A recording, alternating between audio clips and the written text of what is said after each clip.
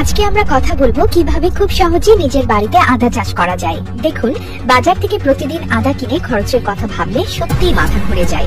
তাই চলুন শিখে নিই কিভাবে টব বা ব্যাগের মধ্যে চাষ করলে সারা বছর আর বাজার থেকে আদা কিনতে হবে না।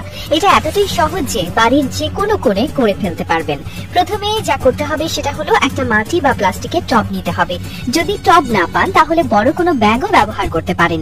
এবার এই টব বা ব্যাগের ভেতরে কিছু বালি ঢেলে নিন। এই বালি খুবই জরুরি, কারণ বালির মধ্যে আদা ভালো জন্মায়।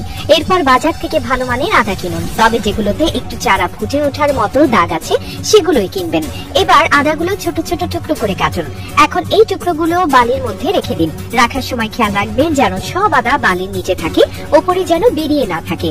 এরপর এক সপ্তাহ সময় দিন, দেখবেন 7 দিনের মধ্যে আদার চারা গজাতে শুরু করবে। এটা দেখার পর আসল যত্নের কাজ শুরু হবে। এবার মাটি তৈরি করার পালা। এই মাটি বানানো খুব সহজ। 7% বালি, 20% ডার্মি কম্পোস্ট, 10% শুকনো গোবর আর 10% ধানের তুষ নিয়ে ভালো করে মিশিয়ে নিন। এই মাটির মিশ্রণ আদা চাষের জন্য একদম আদর্শ। এবার টব বা ব্যাগের মধ্যে এই মাটিটা ঢেলে দিন। এরপর চারা গাছগুলো একটা নির্দিষ্ট দূরত্বে লাগান। এক টবের মধ্যে খুব বেশি গাছ লাগাবেন না, কারণ জায়গা কম হলে গাছ ঠিকমতো বড় হতে পারবে না। চারা গাছ লাগানোর পর উপর থেকে আরেকটু মাটি দিয়ে ঢেকে দিন। এতে গাছগুলো মজবুত ভাবে দাঁড়িয়ে থাকবে। তারপর এই চারাগুলোর জন্য প্রতি সপ্তাহে অল্প অল্প করে পানি দিতে হবে, তবে খেয়াল রাখবেন যেন পানি জমে না থাকে। জমে গেলে গাছ পচে যেতে পারে। এবার চারা লাগানোর প্রায় 2 মাস পর গাছের বাড়তি পুষ্টি দেওয়ার সময়। এর জন্য প্রয়োজন হবে 6 চামচ সরিষার খোল, 2 চামচ ইউরিয়া আর কিছু শুকনো গোবর। এগুলো ভালো করে মিশিয়ে চারা গাছের গোড়ায় ছড়িয়ে দিন। এতে গাছ দ্রুত বড় হবে।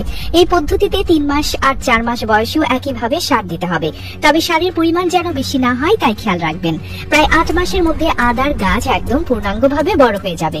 তখন গাছ থেকে মাটি সরিয়ে আদা তুলতে পারবেন। দেখে আপনি নিজেই অবাক হয়ে যাবেন কি সুন্দর বড় বড় আদা হয়েছে। নিজের হাতে চাষ করা আদা যেমন টাটকা, তেমনি খরচের চিন্তা থেকে মুক্তি দেবে। আর বাড়িতে চাষের সবচেয়ে বড় সুবিধা হলো একবার শিখে নিলে বারবার চাষ করতে পারবেন। কোনো রাসায়নিক সার ছাড়াই সম্পূর্ণ প্রাকৃতিক পদ্ধতিতে এই চাষ করা সম্ভব। আপনারা যারা প্রথমবার চেষ্টা করবেন তারা যদি কোনো সমস্যায় পড়েন অবশ্যই কমেন্ট করে জানাবেন। বন্ধুরা, এই ভিডিওটি যদি আপনাদের ভালো লাগে তবে লাইক করতে ভুলবেন না।